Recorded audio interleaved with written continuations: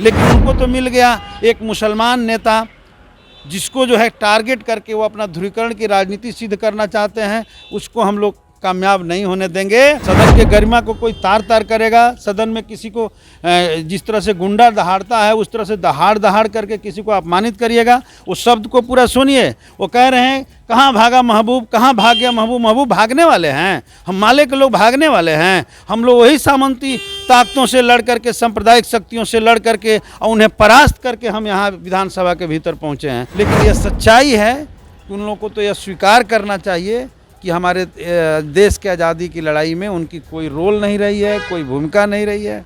एक भी आरएसएस के लोगों ने देश के आज़ादी के लिए कुर्बानी नहीं दिया। और सावरकर कौन थे? वो आरएसएस के पहला लीडर थे जिन्होंने अंग्रेज़ों के सामने 2-2, 3-3 बार माफ़ीनामा, जो मेरे पास किताब भी है। इन लोग सभ्यता और संस्कृति इस देश के लोगों को क्या सिखाएंगे जो खुद ही जो है हिटलर से सीख करके आए हैं। नमस्कार, आप देख रहे हैं आरएडी न्यूज़। मैं हूं योगेश चक्रवर्ती और इस वक्त हमारे साथ माले के विधायक अमरजीत कुशवाहा जी हमारे साथ हैं। आइए उनसे बात करते हैं। सदन में आप लोग की पार्टी खास करके सावरकर वाले मामले पे, औरंगजेब के औलाद पे बवाल मचा है, क्या कहना चाहेंगे आप? देखिए, कल जिस तरीके से संजय सरावगी ने सदन के भीतर दहाड़ दहाड़ करके धमकी दे रहे थे और एक माननीय सदस्य को उन्होंने कहा कि नाम लेकर कहा कि भाग गया, कहाँ भाग गया, अपमानजनक टिप्पणी कर रहे थे, गाली दे रहे थे। ये सदन के गरिमा के हिसाब से अगर देखें तो बहुत ही अपमान है और उन्होंने सदन के गरिमा को तार तार किया है। सबसे पहले इसकी हम निंदा करते हैं और हम मांग करते हैं कि उन पर कार्रवाई होना चाहिए, क्योंकि जिस वक्तव्य को लेकर उन्होंने कहा, तो क्या भाजपा के लोग यह बात मान लेंगे कि वो आरएसएस को अपना विचारधारा मानते हैं कि नहीं? और सावरकर कौन थे? वो आरएसएस के पहला लीडर थे जिन्होंने अंग्रेज़ों के सामने 2-2, 3-3 बार माफ़ीनामा, जो मेरे पास किताब भी है, उन्होंने मांगा, लिख करके माफ़ी मांगा। और पूरे आज़ादी के संघर्षों में जब देश के बहादुर लोग अपनी कुर्बानी दे रहे थे, लड़ रहे थे, जान दे रहे थे इस देश की आज़ादी के लिए ब्रिटिश हुकूमत के ख़िलाफ़, तो उस समय ब्रिटिश हुकूमत के साथ वो लोग चमचाई कर रहे थे और देश की आज़ादी की लड़ाई में उस समय भी ये लोग दंगा फसाद करा करके उसको रोकने की कोशिश कर रहे थे। तो जो लोग इस तरह आज़ादी की लड़ाई में करेंगे वो क्या देशभक्त हो सकते हैं? वो देश के लिए गद्दार ही हैं। और वैसे लोगों का बताइए, महात्मा गांधी जो उन्होंने इस देश के आज़ादी के लिए अपना पूरा जीवन दे दिया और उन्हीं के ज़माने में इस मुल्क को आज़ादी मिली, लेकिन आज़ादी को देखने का उन्हें इन लोगों ने अवसर नहीं दिया और नाथूराम गोडसे ने उनकी गोली से हत्या कर दी। तो हम कह रहे हैं कि अब नाथूराम गोडसे को लोग कह रहे हैं कि ये जो है देश रत्न का पुरस्कार मिलना चाहिए। तो ये किसके चेला चपाटी लोग हैं और किसके वंशज हैं? तो ये कह देना शब्दों में हो सकता है कि कुछ इधर उधर हो जाए, लेकिन यह सच्चाई है कि उन लोगों को तो यह स्वीकार करना चाहिए कि हमारे देश के आज़ादी की लड़ाई में उनकी कोई रोल नहीं रही है, कोई भूमिका नहीं रही है। एक भी आरएसएस के लोगों ने देश की आज़ादी के लिए कुर्बानी नहीं दिया। अमरजीत जी, लेकिन ये तो कह रहे हैं, आज भी सदन में प्रतिपक्ष के नेता ने भी मांग की है कि महबूब आलम जो आपके साथी हैं, विधायक हैं माले के, उनके खिलाफ कार्रवाई होनी चाहिए क्योंकि उन्होंने सदन का अपमान किया है। आप उनके बारे में कह रहे हैं? जो देश के भीतर सच बोलेगा, इनकी हुकूमत रहेगी तो उन पर कार्रवाई का मांग भी करेंगे और करेंगे भी। आपने क्या देखा दिल्ली में? मनीष सिसोदिया को इन्होंने क्या करवाया? यहाँ जब सरकार हमारी बन रही थी नीतीश जी के नेतृत्व में महागठबंधन की, तो उस दिन आरजेडी के कई लोगों पर छापेमारी चल रहा था। तो जितने हमारे देश का तंत्र है, संवैधानिक संस्थान है, सब पर इन लोगों ने कब्जा कर लिया है और उसका इस्तेमाल करके जो सच्चाई बोलना बोलते हैं।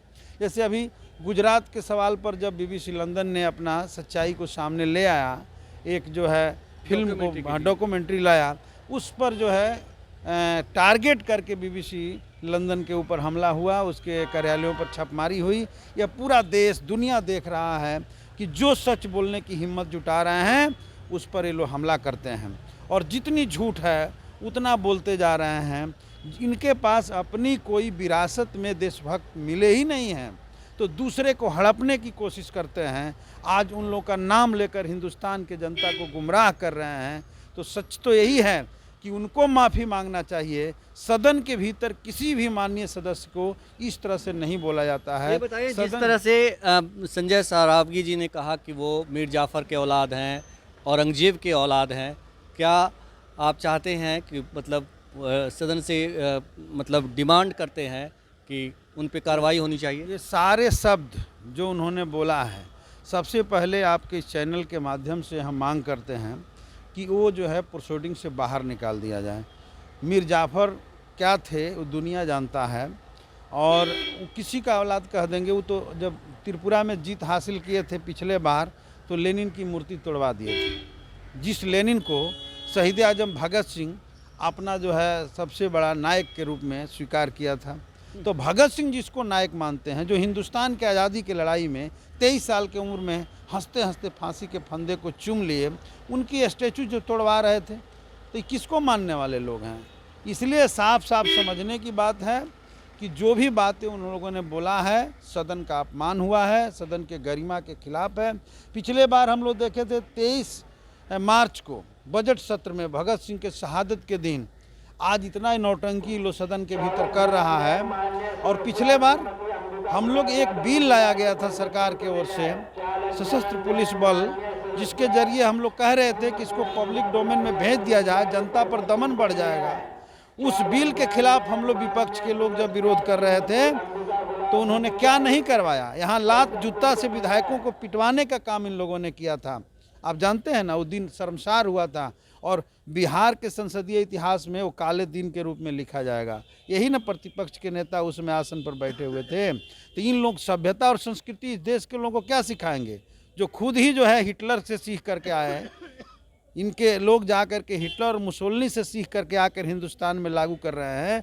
हिंदुस्तान की अपनी जो संस्कृति रही है, और ख़ास करके बिहार की गंगा जमुनी तहजीब जो रही है, और यहाँ बुद्ध की धरती है, जहाँ शांति की धरती है, जिसे पूरा दुनिया आकर के यहाँ शिक्षा ग्रहण किया था। ये लोकतंत्र की धरती है, जहाँ पर लिच्छवी गणराज्य था, जहाँ से सबसे पहले लोकतंत्र का जन्म हुआ था। इन लोकतंत्र के धरती से जो लोग हैं, उन लोगों को आकर के हिटलर और मुसोलिनी से शिक्षा लेने वाले लोग शिक्षित करेंगे?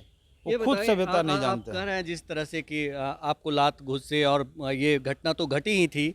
ये बताएं कि अमरजीत जी की जिस तरह से आपके साथी महबूब आलम ने जो कोट किया सावरकर को, उसे आप सही मानते हैं?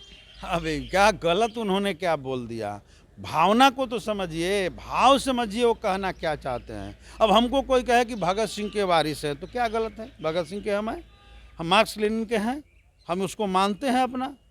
तो ये वो लोग भी सावरकर को मानते हैं, नाथूराम गोडसे को मानते हैं, तो उनके वारिस कह देना शब्दों का केवल जाल में फंसा करके लोगों को गुमराह कर रहे हैं। सच्चाई तो यही है ना कि उन्हीं के विचारधारा को लोग मानते हैं, तो इसको क्या, उनको तो गर्व से स्वीकार कर लेना चाहिए। लेकिन उनको तो मिल गया एक मुसलमान नेता, जिसको जो है टारगेट करके वो अपना ध्रुवीकरण की राजनीति सिद्ध करना चाहते हैं। उसको हम लोग कामयाब नहीं होने देंगे। और बिहार के धरती पर महागठबंधन ने तय कर लिया है कि आने वाले दिनों में जितना चाल लो चल रहे हैं, किसी को इधर तोड़ लो फोड़ लो। अभी इन लोगों ने एक नया खेल खेला है, जदयू से तोड़ करके, उन्हीं लोगों का खेल है। तो ये सब खेल करके और पूरे बिहार के राजनीति को गुमराह करके चाहते हैं कि हम देश के गद्दी पर दोबारा आ जाएं। 24 में भी ये नहीं होने दिया जाएगा। ये बिहार की धरती में लोग एकजुट होंगे और 24 में उनकी पूरी सफाया हो जाएगी बिहार के भीतर। अमरजीत जी, आप ये बताइए कि आप एक मुसलमान नेता की बात कर रहे हैं, आप ओवैसी की पार्टी की बात कर रहे हैं? नहीं, हमारे महबूब साहब मुसलमान थे, इसलिए उन लोगों ने टारगेट किया। यही बात दूसरा कोई बोलता तो नहीं करते, क्योंकि उनको चाहिए एक ऐसा आदमी। और वो पार्टी के बारे में जो आप चर्चा कर रहे हैं, तो हम तो समझ रहे हैं कि वो अलग पार्टी उन लोगों से नहीं है, वो भी एक तरह से उन्हीं की टीम है। और वो तो देख रहे हैं, हम लोग सदन के भीतर भी उनके नेताओं का वक्तव्य हमने देखा कि उनके लिए देश के मोदी सरकार की ओर से जितनी सारी चीज़ें की जा रही है, संविधान को उल्टा जा रहा है, देश के लोकतंत्र को ख़त्म किया जा रहा है, देश के आज़ादी पर हमले हो रहे हैं, वो उनके लिए एजेंडा ही नहीं है। देश की जनता महंगाई का मार झेल रही है, देश के नौजवान बेरोजगारी के दर दर के ठोकर खा रहे हैं। जो इन लोगों ने कहा था 2 करोड़ नौकरी देंगे, देश का लगातार आर्थिक स्थिति खराब होते जा रहा है, इससे उनको कुछ लेना देना नहीं है। वो केवल जो है यहाँ की सरकार पर टारगेट कर रहे थे। हम तो कहना चाहते हैं कि सरकार ने जो सकारात्मक काम किया है उसका प्रशंसा करना चाहिए, और जो सरकार की कुछ चीज़ें कम रह गई है, कमियां रह गई है, हम लोगों ने भी इस बजट सत्र में जो कमियां सरकार की रही है उसको भी उठाया हम लोगों ने। ऐसा नहीं है कि हमने छोड़ दिया है, हमने एमएसपी लागू करने के सवाल को हमने बजट में जोड़ने का मांग उठाया है, और जो सरकार ने अच्छा किया है उसको लाया है। आप ये कह रहे हैं कि ओवैसी की जो पार्टी है असदुद्दीन ओवैसी की, वो बीजेपी की बी टीम है। हम देखिए, उस पार्टी का मैंने नाम नहीं लिया, आपने ही नाम लिया, लेकिन मैं कह रहा हूं कि जिसकी भाषा बीजेपी से मिलती जुलती रहेगी तो उसको क्या कह सकते हैं। इसलिए हम कहें कि हमारे पार्टी के मुस्लिम समाज से आने वाले नेता हैं महबूब जी, और वो ये शब्द बोल दिए, इसलिए वो लोग इतना तिल मिला गए थे कि उन्होंने क्यों बोला, और इसलिए उनको जो कहना था उस रूप में गाली दी गई। तो ये तो खोज रहे हैं कि कोई अल्पसंख्यक समाज से मिल जाए और उसको जो है टारगेट करके। आखिरी सवाल सर, मतलब आप लोग मांग कर रहे हैं कि कार्रवाई होनी चाहिए संजय सरावगी पे? बिल्कुल होना चाहिए। सदन के गरिमा को कोई तार तार करेगा, सदन में किसी को जिस तरह से गुंडा दहाड़ता है उस तरह से दहाड़ करके किसी को अपमानित करिएगा। उस शब्द को पूरा सुनिए। वो कह रहे हैं कहाँ भागा महबूब, कहाँ भाग गया महबूब। महबूब भागने वाले हैं, हम माले के लोग भागने वाले हैं। हम लोग वही सामंती ताकतों से लड़ करके, सांप्रदायिक शक्तियों से लड़ करके और उन्हें परास्त करके हम यहाँ विधानसभा के भीतर पहुँचे हैं। तो हम लोग भागने वाले नहीं हैं, लेकिन ये शब्द जो प्रयोग कर रहे थे वो सदन के गरिमा के खिलाफ था। हमसे बात करने के लिए शुक्रिया सर। धन्यवाद। तो ये थे माले के विधायक अमरजीत कुशवाहा जी, जिनका कहना था कि जिस तरह से संजय सरावगी ने, बीजेपी नेता संजय सरावगी ने विधानसभा के अंदर आचरण किया वो निंदनीय है, और निश्चित तौर पर उनके खिलाफ सख्त कार्रवाई होनी चाहिए। योगेश चक्रवर्ती, RAD न्यूज़, बिहार विधानसभा।